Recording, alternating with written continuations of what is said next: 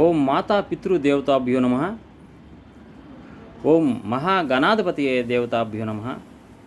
గురుర్బ్రహ్మ గురుర్విష్ణు గురుర్దేవో మహేశ్వర గురుసాక్షాత్ పరబ్రహ్మం తస్మై శ్రీ గురువే నమ. ఈ జ్యోతిష్య శాస్త్రం గురించి మనం క్లుప్తంగా చెప్పుకున్నాం. రాసులు 12, నక్షత్రాలు 27. ఈ రాసులకి అధిపతి మేషానికి అధిపతి వచ్చేసేసి కుజుడు, వృషభానికి అధిపతి శుక్రుడు, మిథునానికి అధిపతి బుధుడు,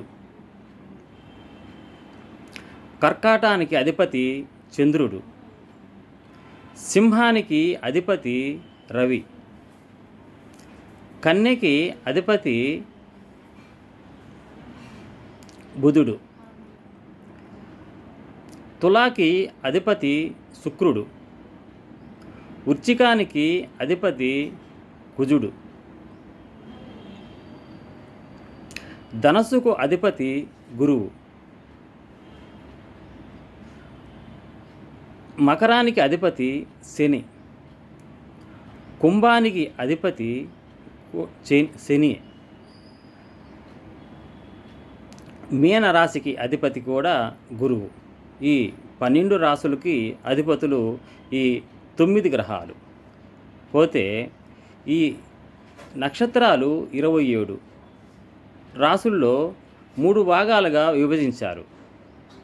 అదే అశ్విని భరణి కృత్తికాపాదం మేషం, కృత్తికాత్రయం రోహిణి మృగశిరార్థం వృషభం, మృగశిరార్థం ఆరుద్ర పునర్వసోత్రయం మిథునం, పునర్వసుపాదం పుష్యమి ఆశ్లేషాంతం కర్కాటకం,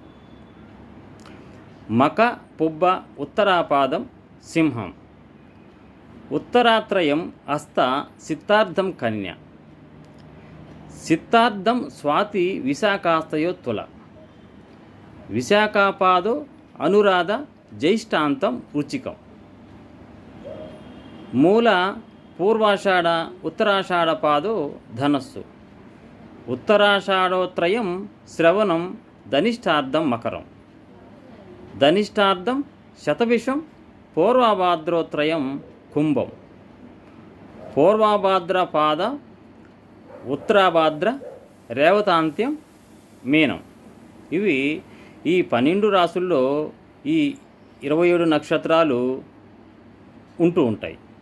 అయితే ప్రతి వారికి కూడా వాళ్ళ జాతకపరంగా ఈ రాసుల్లో నుంచి ఈ గ్రహాలు ఉన్నాయి కదా, 9 ఉన్నాయి కదా, ఆ 9 తిరుగుతూ ఈ నక్షత్రాలతో కలిపే జాతకం ప్రతి వాళ్ళకి జరుగుతూ ఉంటుంది. కనుక భక్తులారా, ఇవి ఏదైనా మీకు ఈ శుభపద జ్యోతిషాల తరపున శ్రీనివాసాచార్యులు ఏదైనా మీకు ఒక డౌట్ ఉన్నా, వాస్తుపరంగా డౌట్ ఉన్నా, జ్యోతిషపరంగా డౌట్ ఉన్నా మాకు ఫోన్ చేయండి. ఫోన్ నెంబర్ ఇస్తాము. ప్రతి వారు కూడా ఫోన్ చేసి అడగొచ్చు. స్వస్తి.